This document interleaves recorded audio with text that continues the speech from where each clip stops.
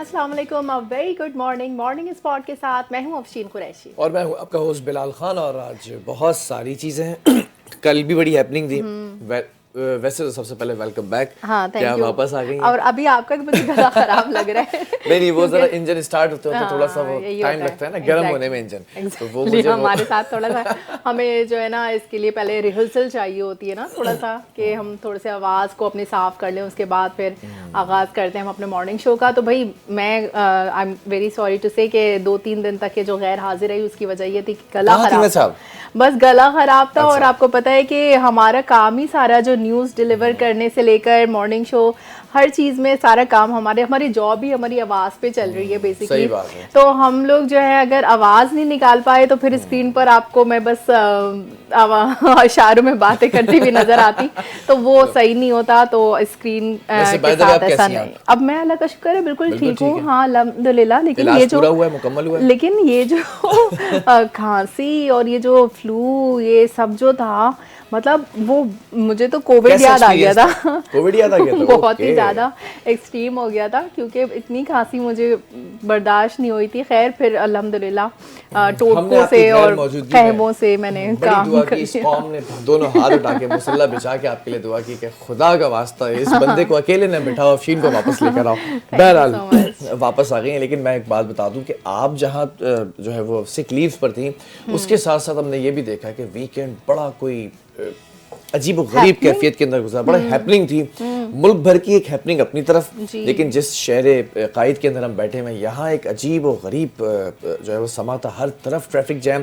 Traffic jam की वजह अब कुछ ये पता चली है कि जो क्रैकडाउन हुआ है एक सियासी जमात के ऊपर, और सियासी जमात के रहनुमा कह लें या पहला उनका तारुफ ये कह लें कि chief minister of Khyber Pakhtunkhwa, वो कराची आए और कराची आने के बाद बड़ा अच्छा उनका इस्तकबाल हुआ। सिंधी टोपी अजरक से उनका इस्तकबाल किया गया। फिर वो प्रेस क्लब भी गए, फिर वो मुख्तलिफ जगहों पर भी गए। लेकिन जैसी बाग़े जिन्ना जाने की बात आई तो फिर क्रैकडाउन। तो मतलब क्रैकडाउन क्यों हुआ? कोई इश्तिहाल अंगेजी की उन लोगों ने, क्या किया? यस ये सबसे पहले मैं इस चीज़ की बड़े सख्त लफ्ज़ों के अंदर अगर कहने का मौका मिले ना, पार्लिमानी लफ्ज़ों का इस्तेमाल करते हुए, तो फिर मजम्मत करता हूँ कि कुछ मीडिया की गाड़ियां वहां पर मौजूद थी इनकी कवरेज के लिए, कि भाई वैसे ही आपको कवरेज नहीं मिलती है। हाँ। आपको कवरेज देने के लिए वहां खड़े हुए हैं, अपनी जानों पर खेल कर वहां खड़े हुए हैं। और मीडिया वैन्स का, DSNGs का और हमारे रिपोर्टर्स का, एंकर्स का जिस तरह से उन्होंने वो इस्तकबाल तो छोड़े आप, जिस तरह से उनका रवैया था ये PTI के कारकुनों का, अच्छा, very bad, worst experience in my life. कि वो पूरी DSNG को तोड़ दिया, तबाह कर दिया, यरगमाल बना लिया, ज़दोकोप कर लिया। बहुत बड़ा अलमिया है हमारे मुल्क में या हमारे यहाँ कहे कि मतलब ये जो बेसिक अवेयरनेस की बहुत कमी है। भाई मीडिया, आपकी अगर मीडिया वैन्स होती हैं ना, वो किसी पार्टी के साथ होती हैं, उनका काम सिर्फ कवरेज होता है टीवी पर, सैटेलाइट पर, वो सब नशरियात को नशर करना होता है। इससे ज्यादा उनका कोई अमल दखल नहीं होता है सियासत। ये टोला चाहता है कि वो हमारी पार्टी बन जाए। हमारा बड़ा प्यारा भाई है, बड़ा छोटा भाई है, बड़ी अच्छी रिपोर्टिंग करता है, सौलत जाफरी। उसकी मतलब एक निजी टीवी से ताल्लुक है। उस वैन को पूरा ज़दोकोप करके उसकी पूरी वो जो शीशा है सामने वाला वो तोड़ दिया गया, उसको धक्के दिए गए, पकड़ा गया, उसके साथ बदतमीजी की गई। मतलब बस करो यार, मतलब आपने पूरी नस्ल बिगाड़ दी। ये वो कौम है जो एक जहनी मरीज जो जेल के अंदर है ना, उस शख्स ने कहा कि भाई ये कौम बनानी है, ये कौम बना दी। अब आप खुद मवाजना कर लीजिए कि कल जो हुआ वो असल कौम है या फिर उससे पहले जितने जलसे इस बाग़े जिना के अंदर हुए दूसरी सियासी जमातों के, वो एक कौम होने का वैसे इस जलसे का अगर हम लुबे लबाब देखें, इसका आउटपुट क्या निकला? मतलब सिवाय ट्रैफिक और लोगों को जहनी अजियत के और मीडिया की गाड़ियां तबाह करने के, मतलब इसका आउटपुट क्या निकला? कि इनकी पार्टी को या किसी भी सियासी जमात को कोई फायदा हुआ इससे? अवाम को एज अ होल, नेशन को कोई फायदा हुआ? पार्टी से मुझे कोई इख्तिलाफ नहीं है, पार्टी के लोगों से इख्तिलाफ जरूर है कि आप जो जेल के अंदर बैठे हो ना जनाब, वो जरा एक दफा स्क्रूटनी कर लें कि आपने अपने कौन से मोहरे जो है वो बिठाए हैं, कौन से जो है वो आपने सूरमा जो है वो उतारे हैं, कौन से जो मुग़ल्लिज़ात के PhD किए हुए लोग हैं वो आपने स्क्रीन पर बिठाए हुए हैं कि वो आपकी पार्टी को ना नुकसान दर नुकसान दिए चले जा रहे हैं, फ़ायदा कोई नहीं दे रहे हैं। बहरहाल ये एक छोटी सी बात थी जो डिस्कस करना बहुत ज़रूरी थी उन लोगों के लिए भी जिन्होंने क्रैक डाउन किया, बहुत अच्छा किया। अपनी प्रेजेंस शो करने के लिए अगर वो जगह जगह जाकर अपनी प्रेजेंस शो करवाना चाह रही है तो मेरे ख्याल में वो एक अपने दायरे कार में रहते हुए अगर काम करें तो ज़्यादा बेहतर है, बजाय इसके कि रोड पर निकलें। मतलब फिर वही होगा, आपको पता है कि यहाँ पर आवाम जो है ना मुतहम्मिल नहीं है ट्रैफिक जैम की और इस तरह की कार्रवाइयों की। मतलब मेरे ख्याल में it should be now very clear, हर जमात को अपनी रिप्रेजेंटेशन करनी चाहिए, लेकिन कुछ उसके उसूल भी होने चाहिए। चलें बस छोड़ें, इनके लिए इतना काफ़ी, इससे ज़्यादा मैं इनके लिए बात करना पसंद भी नहीं करता जिस किस्म की हरकतें करते हैं। बहरहाल अच्छी अच्छी बातों से आगाज़ करते हैं। मॉर्निंग शो है भाई, मॉर्निंग स्पॉट के अंदर आप अच्छी बातें सुनते हैं, अच्छी बातें पर अमल करते हैं। मैं तो अच्छा बच्चा बन गया अच्छी बातें सुन सुन के।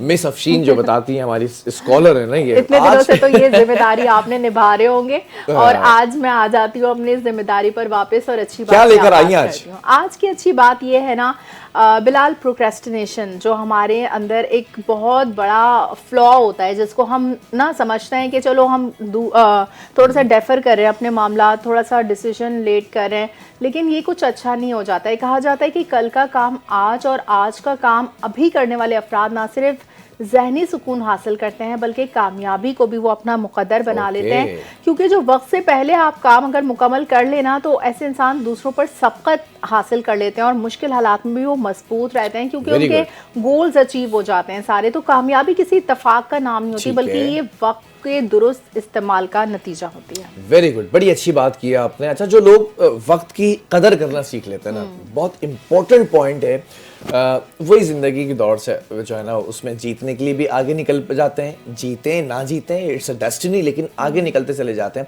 आज की जो तेज़ रफ्तार दुनिया है ना, जहाँ हर लम्हा बहुत इंपॉर्टेंस रखता है, ताख़ीर इंसान की सबसे बड़ी कमज़ोरी बन चुकी है। जो अफराद अपने काम को मौखर करते हैं, यानी कि डिले करते हैं, वो दबाव, परेशानी, नाकामी, इन सब चीज़ों में घिर जाते हैं। जबकि वक्त के पाबंद लोग बड़े एक सिस्टमैटिक तरीके से चलते हैं, बड़ा पुरअतमाद होते हैं, उनकी जो सलाहियतें होती हैं, जो उनकी काबिलियत होती है, वो उनको आगे बढ़ने में मदद करती रहती है। एक चीज़ और अफशीन, बर वक्त फैसले जी और पेश की तैयारी, ये दो चीजें ऐसी होती हैं, यानी कि प्रिपरेशन पहले से कि कुछ आने वाला है, कोई इवेंट है, कोई चीज है, घर में कोई मामला है, और दूसरी चीज क्या है, बर वक्त फैसला। मतलब आपने डिले नहीं करना है, थिंक अबाउट इट, मशवरा लें सबसे, लेकिन जब एक बार फैसला कर लें तो फिर पीछे ना हटें, उस फैसले पर डटे रहें, टिके रहें। बहुत स्ट्रेंथ चाहिए होती है बिलाल, और मेरे ख्याल में ये मतलब बड़ा दिलगिरी का काम है कि आप इतना हिम्मत का फैसला कर सकें। जैसे आप अपनी लाइफ में भी आपने कोई ना कोई डिसीजन लिया होगा, अभी आपकी पर्सनल लाइफ में आपने डिसीजन लिया, तो अगर आप उसको डिले करते रहते तो जाहिर है फिर वो आपके लिए भी एक मुश्किल हो जाती, दूसरे के लिए भी। बड़ा इंपॉर्टेंट होता है कि आपका जो फैसला होता है ना, वो बड़ा ज़रूरी होता है कि आपने किस शख्स के साथ कितना रुकना है, कितना चलना है, किस ऑर्गेनाइजेशन के साथ कितना रुकना है, कितना चलना है, या उनके साथ आगे चलना भी है, उनमें कोई ऐसी क्वालिटी है।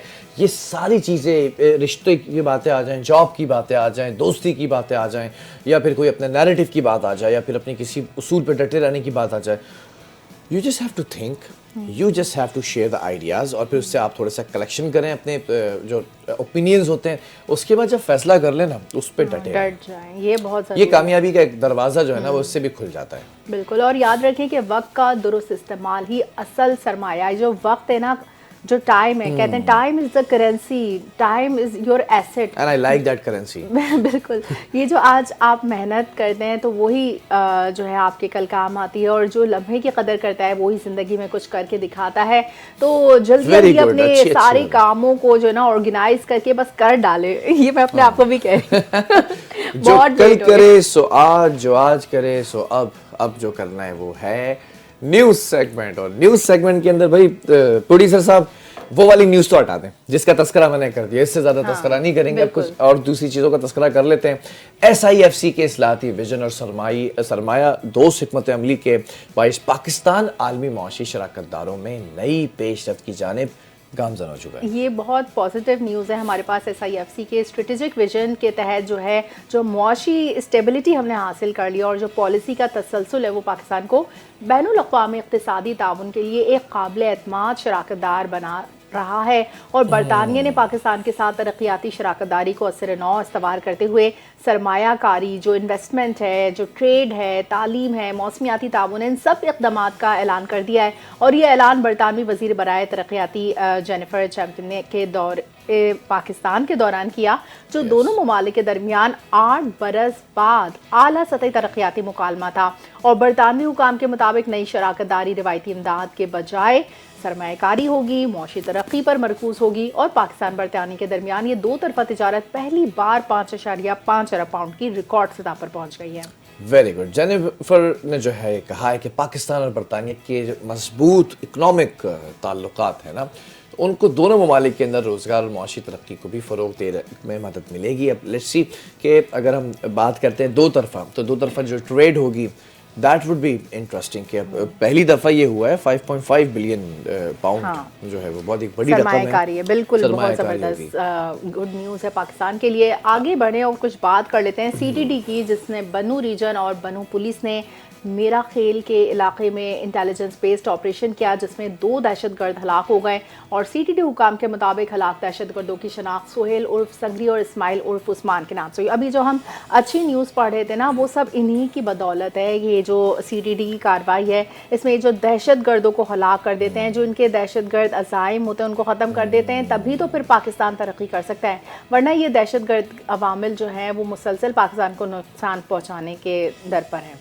बिल्कुल। अब हलाक दहशत गर्दों की बात करें तो पुलिस चेक पोस्ट के ऊपर जो है वो शेख लंडक और फतह खेल पर भी हमले में ये मुलविस पाए गए थे, जिसके अंदर 8 पुलिस कांस्टेबल जख्मी हुए थे। सीटीडी ने ये बताया, ये कंफर्मेशन कर दी है कि जो हलाक दहशतगर्द हैं सिक्योरिटी फोर्सेस के काफिले पर हमलों समेत ज़ेर तामीर रेस्क्यू 1122 की जो बिल्डिंग है ना, उसमें IED हमले पर भी मुलविस थे।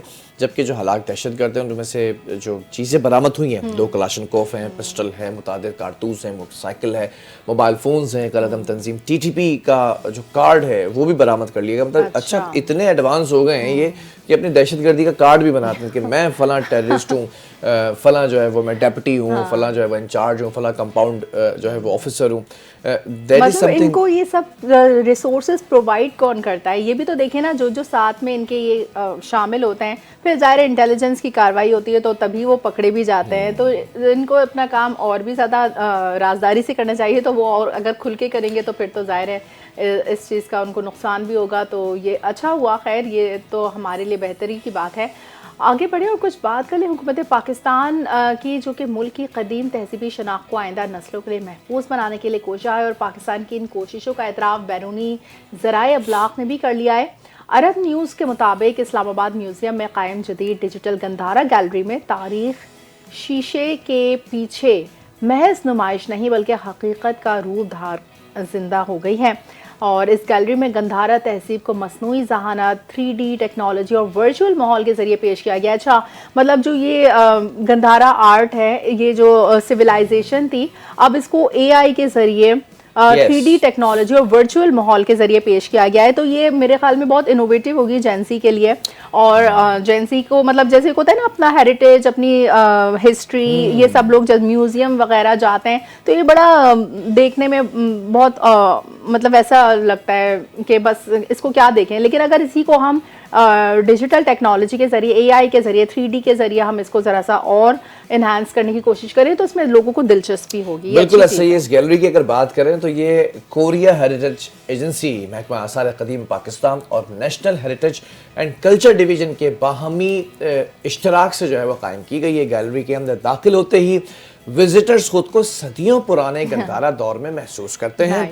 डिजिटल गंधारा गैलरी को मुल्की और गैर मुल्की सयाहों, तालिब इल्मों और मुहक्किकीन की जानिब से भरपूर एप्रिसिएशन मिल रहा है। जबकि माहिरीन ने यह बताया है कि ये मंसूबा तारीख के तालिब इल्मों के लिए गंधारा तहजीब को समझने के अंदर बहुत हेल्पफुल होगा। और you just see the footage के जैसे ही आप एंटर होते हैं आपको लगे कि आप बहुत पुरानी सिविलाइजेशन के अंदर आ गए। जैसे आप वो 3D और 6D सिनेमा में मूवी देखने जाते हैं, यू फील एग्जैक्टली कि आप उस मूवी का पार्ट हैं। ये बहुत अच्छी इनोवेटिव चीज़ की है इन्होंने। आई वुड अप्रिशिएट दैट, क्योंकि एक म्यूज़ियम में पड़ी पड़ी चीज़ अगर इसको कोई इतना नहीं रिकग्निशन मिल रही है तो इस तरह से अब ज़रा सा लोगों में इंटरेस्ट पैदा होगा उसको देखने में। बिल्कुल ऐसा ही है। और कुछ चीज़ें अच्छी हो रही हैं, उसके साथ साथ कुछ चीज़ें बुरी भी हो रही हैं।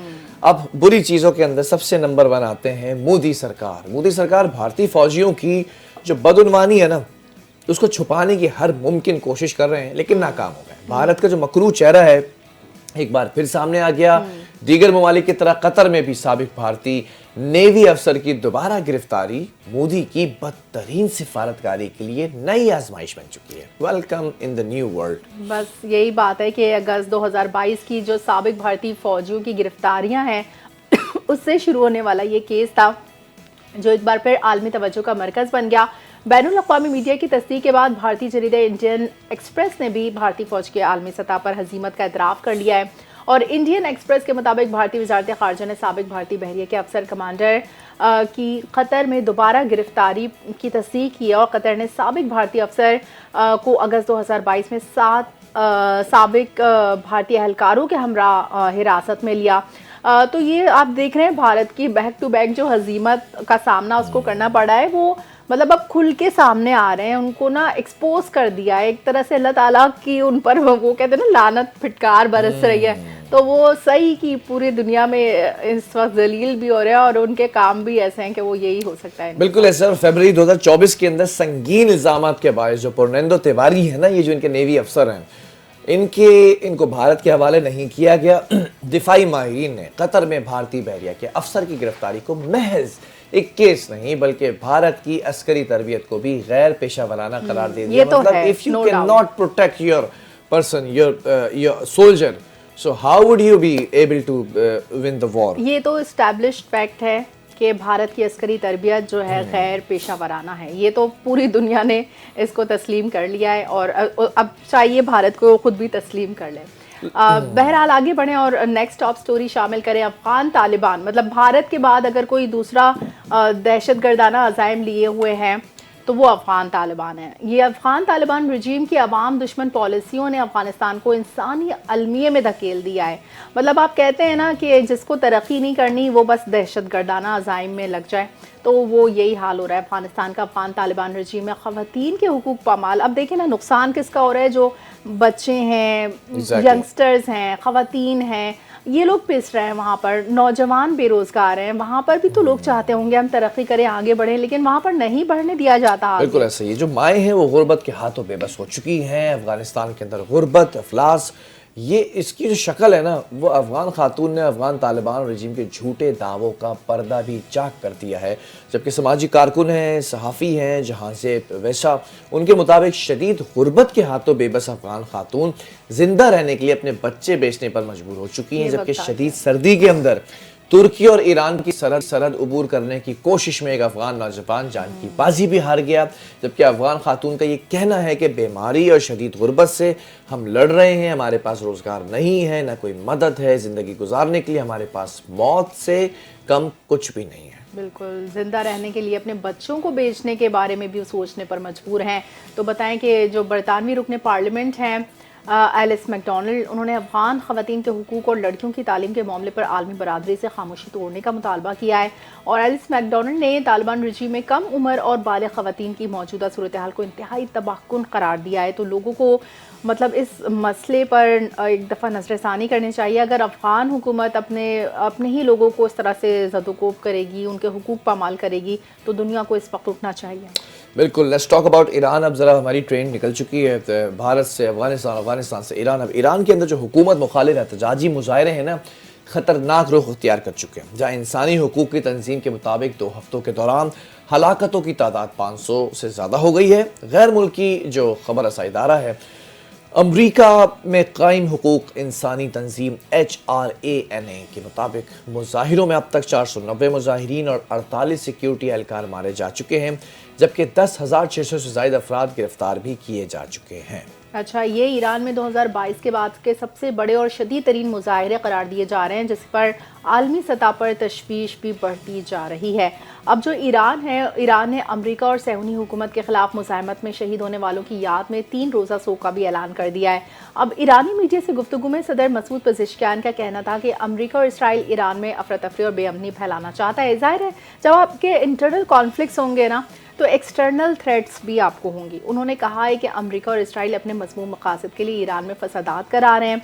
ईरानी अवाम फसादियों और दहशतगर्दों से ख़ुद को दूर रखें। ईरानी सदर का कहना है कि अवाम फसादियों को इंतशार फैलाने की इजाज़त ना दें। ईरानी अवाम को यकीन रखना चाहिए कि हम इंसाफ कायम कर रहे हैं। वहाँ पर जो ईरान में इस वक्त करेंसी का मामला चल रहा है, जिसकी वजह से वहाँ पर इतनी ज़्यादा गुर्बत और इतनी ज़्यादा वहाँ पर महंगाई हो चुकी है कि लोग सड़कों पर नहीं निकले तो क्या करें। भाई $1 के लिए उन्हें कई हज़ार रियाल लेकर जाने पड़ते हैं ईरानी लोगों को, और वो हज़ारों रियाल जो है वो थैलियों के जत्था भर के पूरा वो एक डबल रोटी खरीदने जाते हैं। एक ब्रेड खरीदने के लिए उन्हें नोटों का अंबार लगा कर लेके जाना पड़ता है। इसी असना के अंदर हमने देखा कि अमरीकी सदर डोनाल्ड ट्रंप ने ईरान के अंदर 2 हफ्ते से जारी जो मुजाहरे हैं ना, उनकी हलाकतों के बाद मुजाहिरीन की मदद का फैसला कर लिया है। ये होना ही था। अंडरस्टूड सी बात है कि अमेरिका जो चाहता है वो उसके करता है। अज़ाइम तो इसी तरह पूरे होंगे ना, क्योंकि वो तो चाह रहे हैं कि वहाँ पर रिजीम चेंज हो। तो ये चाहे वो अपनी करेंसी के ज़रिए, चाहे वहाँ पर दहशतगर्दी के ज़रिए, किसी भी तरह वो अपना असर रसूख कायम करेगा। और फिर वो अवाम का ये देखें ना कि जब अवाम मुश्तइल हो जाएगी तो ज़ाहिर है उसका मतलब आप वो भी फिर आप चाहेंगे कि किसी तरह अवाम उनकी तरफ हो जाए, अमेरिका की तरफ। बिल्कुल। और इजरायली मीडिया ने दावा किया है कि डोनाल्ड ट्रंप ने ईरान में मुजाहिरीन की मदद का फैसला बुनियादी तौर पर कर लिया है। इधर अमरीकी टीवी के मुताबिक ईरान के अंदर जो मुजाहिरे हैं उसके बाद सदर को फौजी ऑपरेशंस पर ब्रीफिंग दी गई है, जिसमें ईरान की सिक्योरिटी फोर्सेस को निशाना बनाने के ऑप्शंस पर भी गौर किया गया है। अमरीकी टीवी का कहना है कि ईरान के खिलाफ साइबर ऑपरेशन और नई पाबंदियां भी ज़ेर गौर हैं, जबकि स्टारलिंक के जरिए जो ईरान में इंटरनेट बहाल करने के ऑप्शन है उस पर भी गौर मतलब किया जा अब ये अपने रहा है। पंजे गार्ड हैं, कहीं साइबर वॉर करके कहीं किसी तरह भी ईरान को कमज़ोर करेंगे। और वो जो एक ईरान पर पहले वो उनकी मिलिट्री इंस्टॉलेशन पर हमला करने की कोशिश की थी, उसमें जो उनको नाकामी हुई, तो अब वो इस तरह से ईरान में अपना असर रसूख कायम करेंगे। बिल्कुल ऐसा ही है। जबकि अमरीकी सदर की ही बात को कंटिन्यू रखते हैं, अमरीकी सदर डोनाल्ड ट्रंप ने क्यूबा को जल्द मुआहिदा करने की धमकी दे डाली है। सदर ट्रंप ने कहा कि क्यूबा ने नई जो है वो कई बरसों से बड़ी मिकदार में वेनेजुएला से मिलने वाले तेल और पैसे पर गुजारा किया, और जवाब में वेनेजुएला के 2 आमरों को सिक्योरिटी सर्विसेज मुहैया की। लेकिन अब वेनेजुएला को दुनिया की सबसे ताकतवर अमरीकी फौज का तहफ़्फ़ुज़ हासिल है। अच्छा, मतलब अब वेनेजुएला को उन्होंने अपनी गोद में लेने की कोशिश कर ली अमेरिका ने, कि किसी तरह बस वेनेजुएला भी उनके हुदूद में शामिल हो जाए। और ट्रंप ने धमकी देते हुए कहा है कि क्यूबा के लिए अब कोई पैसा या तेल नहीं जाएगा, क्यूबा फौरी मुआहिदा कर ले इससे पहले कि बहुत देर हो जाए। मतलब ये जो भी इनके अज़ाइम है, क्यूबा, मैक्सिको, जहाँ तक के भी वो लेके जाना चाहेंगे, वो अपना एक्सपेंशन पॉलिसी पर इस वक्त अमल पैरा है। और एक्सपेंशन पॉलिसी किन किन जगह पर करेंगे? जहाँ पर ऑयल होगा, जहाँ पर रेयर अर्थ मेटल्स होंगे, बस यही वो चाह रहे हैं। और पहले तो जैसे अफ़गानिस्तान हो गया, इराक हो गया, यहाँ पर ये हमले करते थे, कभी मुसलमानों का नाम लेकर, कभी किसी तरह, लेकिन अभी लोग खुल के सामने आ गए कि भाई ऑयल है हमारे लिए सब चीज़। अच्छा, इस ट्रंप की वार्निंग पर जो क्यूबा के सदर है ना, उन्होंने भी बड़ा एक अच्छा स्टेटमेंट दिया है, रद्द-ए-अमल, रिएक्शन सामने आया है, एक्शन का रिएक्शन। क्यूबा एक आज़ाद और खुद मुख्तार कौम है, कोई हमें हुक्म नहीं दे सकता कि हमें क्या करना है। अमेरिका का रवैया मुजरिमाना और आलमी अमन के लिए खतरा है। क्यूबा के सदर मैगुएल डियाज कैनियल का कहना है कि क्यूबा 67 बरसों से अमेरिकी जारियत का शिकार है। क्यूबा धमकियां नहीं देता, अलबत्ता वतन के दिफा के लिए खुद को तैयार। अब ये देखना है कि क्यूबन के पास कितना मतलब आर्मी, उसकी नेवी, ये सब उनके पास कितने फोर्सेस हैं। क्योंकि वो अगर सदर ट्रंप को इस तरह से कह सकते हैं तो उसका मतलब है कि वो उनकी भी कुछ ना कुछ बैकिंग होगी इस हवाले से। चलिए कुछ बात कर लेते हैं खेल के मैदान से। और 3 T20 मैचेस की सीरीज जो है उसके आखिर मैच में श्रीलंका ने पाकिस्तान को 14 रन से बिलाखिर हरा दिया। और दम्बोला में खेला गया ये सीरीज का आखिरी और फैसला कुन मैच बारिश के बायस ताखीर का भी शिकार हुआ और मैच 12 ओवर्स तक महदूद कर दिया। फिर श्रीलंका ने पहले खेलते हुए 6 विकेटों के नुकसान पर 160 रन बनाए और श्रीलंका की जानिब से कप्तान दुष्यंत शनाका ने 34, कुशाल मेंडिस ने 30 रन बनाए। पाकिस्तान की जानिब से वसीम जूनियर ने 3, मोहम्मद नवाज, फहीम अशरफ और नसीम शाह ने एक खिलाड़ी को आउट किया। बिल्कुल। और 161 रन के हदफ के ताक़ुब में पाकिस्तानी टीम मुकर्ररा 12 ओवर्स में 8 विकेट पर 146 रन बना सकी, जबकि तीसरे मैच में श्रीलंका की जीत के बाद सीरीज 1-1 से बराबर हो गई। पहला मैच पाकिस्तान और दूसरा बारिश के बायस मनसूख कर दिया गया। तो बस ये तो खुलासा था हमारे जो है मैच का बात करेंगे भारत के स्टार बैटर विराट कोहली की, तो उन्होंने साबिक भारतीय क्रिकेट लेजेंड सचिन तेंदुलकर का एक और रिकॉर्ड तोड़ दिया। अच्छा, विराट कोहली ने क्या किया है कि अपने शानदार करियर में एक और संग मिल अबूर कर लिया। वो इंटरनेशनल क्रिकेट में तेज तरीन 28,000 रन बनाने वाले बैटर बन गए। अच्छा, एक क्लास तो है बैटिंग करने की, और ऑब्वियसली जो बड़े बड़े लेजेंड्स गुजरे हैं वो विराट की तरफ काफ़ी नज़रें टिकाकर बैठे होते हैं कि विराट का जो खेलने का स्टाइल है। फिर एक पूरा एक पैच आया है जिंदगी का जिसके अंदर बहुत बड़ी बैड परफॉर्मेंस रही, देन उसके बाद फिर कम बैक किया। उन्होंने एक कारनामा इतवार को न्यूजीलैंड के खिलाफ जो वनडे सीरीज थी उसके खिलाफ जो मैच हो रहा था उसमें सरंजाम दिया। ये जो पूरा एक इवेंट हुआ है, उन्होंने शानदार 93 रन्स की इनिंग खेली, जबकि विराट कोहली ने 624 इंटरनेशनल इनिंग्स में 28,000 रन्स का जो एक टारगेट होता है ना, एक पूरा सफ़र है, वो पार कर लिया है। जबकि इससे कबल ये रिकॉर्ड सिर्फ सचिन तेंदुलकर के पास था, जिन्होंने 644 इनिंग्स में 28,000 रन्स मुकम्मल किए थे। ज़बरदस्त भाई, ये तो क्रेडिट जाता है विराट कोहली को, और सचिन तेंदुलकर से रिकॉर्ड उन्होंने लेकर अपने नाम कर लिया है। अब ज़रा कुछ मौसम की सूरत हाल जानेंगे। मुल्क के मुख्तलिफ इलाकों में मौसम इंतहाई सर्द हो गया है, जबकि पंजाब भर में शदीद सर्दी की लहर के साथ धुंध ने डेरे डाली है। अच्छा बिलाल, आपको लगा कराची में ठंड आ गई? क्योंकि हम लोग अभी तक इजी ले रहे थे, मजाक उड़ाते थे। बिल्कुल ठंड आ गई है और हवा चलने लगी है और हवा के थपेड़े पड़ रहे हैं। वो कहते हैं ना, सरसराहट, कपकपाहट, गुदगुदाहट। अच्छा, हम तो लॉन के कपड़ों में पूरा साल गुजार लेते थे, लेकिन अब यकीन माने मैंने यही सोचा अपने वार्डरोब में कि मैंने कोई अपने लिए जरा सा मोटे कपड़े क्यों नहीं रखे घर में कैजुअल वेयर के लिए। तो वाकई फिर मार्केट का रुख करना पड़ा, और यही सोच रही थी मैं कि वाकई ये सर्दी जो आई है ना, इसने थोड़ा सा हमें चेंज किया है, वरना हम लोग निकाल लेते एक शॉल में पूरी सर्दी निकाल लेते थे। पूरी सर्दियां निकल जाती थी, बगैर नहाए भी निकल जाती थी। खैर, उन लोगों को भी सलाम है जो पूरी सर्दियां बगैर नहाए निकालते हैं, और बड़े ऐसे भी होते हैं कि वो शीशे के सामने खड़े होते हैं, शीशे पे पानी फेंकना। और भक्कर की अगर बात करें ना, वहाँ पे दर्जे हरारत 2 सेंटीग्रेड तक गिरने के बायस शहर और मज़ाफ़ाती इलाके हैं। खून जमा देने वाली सर्दी, आई स्वेयर कि वाकई खून जमा देने वाली सर्दी। लोग ऑब्वियसली घर तक रहते हैं, जब बाहर नहीं निकल सकते। सतियाना शहर की अगर बात करें, इसके गिरद हवा में शदीद धुंध की लपेट है। एक वीडियो मेरे सामने आई कि जहाँ पर हद निगाह, वाकई अब सतियाना की तो हद निगाह 3 मीटर है, वो हद निगाह वाकई 0 हो चुकी थी, तो मोटरवे वगैरह सब बंद कर दिए थे। ठीक। अच्छा, जो साहिवाल और शहर के गिरदोनवा में भी धुंध है, इसी तरह मोटरवे और नेशनल हाईवे पर ट्रैफिक की रवानी मुतासिर है, और मोटरवे पुलिस वही अपनी बात कहती है कि फॉग लाइट्स का इस्तेमाल करें, गैर ज़रूरी सफ़र से इज्तनाब करें। इसी तरह लाहौर सरगोदा GT रोड पर धुंध के बायस ट्रैफिक की रवानी मुतासिर है। तो भाई ट्रैफिक पुलिस और पेट्रोलिंग पुलिस ने शहरियों को हिदायत की है कि धुंध के दौरान फॉग लाइट्स ऑन रखें। महकमा मौसमियात के मुताबिक आइंदा चंद रोज़ तक सर्दी धुंध की शिद्दत बरकरार रहने का इम्कान है, तो शहरियों को मोहतात रहने की अपील की गई है। बिल्कुल ऐसा ही है कि जो है वो कराची के अंदर भी कहा जा रहा है कि, बल्कि नहीं, कराची में नहीं, इज़ दैट ट्रू? अगर सच है तो बता दें भाई हमें। लाहौर में क्या कोई बर्फबारी हुई है कहीं? नहीं, लाहौर में 3 डिग्री सेंटीग्रेड तक के आ गया टेम्परेचर, मतलब इतना फ्रीजिंग है वहाँ पर। बस बर्फबारी नहीं हुई है, लेकिन ये कि बाकी कोई कमी नहीं छोड़ी है मौसम ने। लाहौरियों के तो कुलचे और नान और वो पाए सब जम गए होंगे भाई। उनके सारे पाए सुबह नाश्ते में जम गए होंगे, सही बात है। वैसे एक बात मैं बताऊं, लेकिन वो लोग बर्दाश्त कर सकता है सर्दी, क्योंकि वहाँ पर सर्दियाँ आती रहती हैं और इतना ही ऑलमोस्ट टेम्परेचर होता है, लेकिन ये जरा ज्यादा हो गया। एक बात मैं आपको यहाँ बताता हूँ, पाए और कुलचे से याद आया कि कराची के अंदर कल के सुबह मैंने नाश्ता किया, तो एक दोस्त ने कहा कि आओ मैं आपको लेके चलता हूँ। अच्छा। वो इतनी खूबसूरत जगह पर लेकर गया कराची के अंदर, उसने वहाँ पे वो पाए, बड़ा वो लेस वाला शोरबा पाए, और उसके साथ वो कुलचा।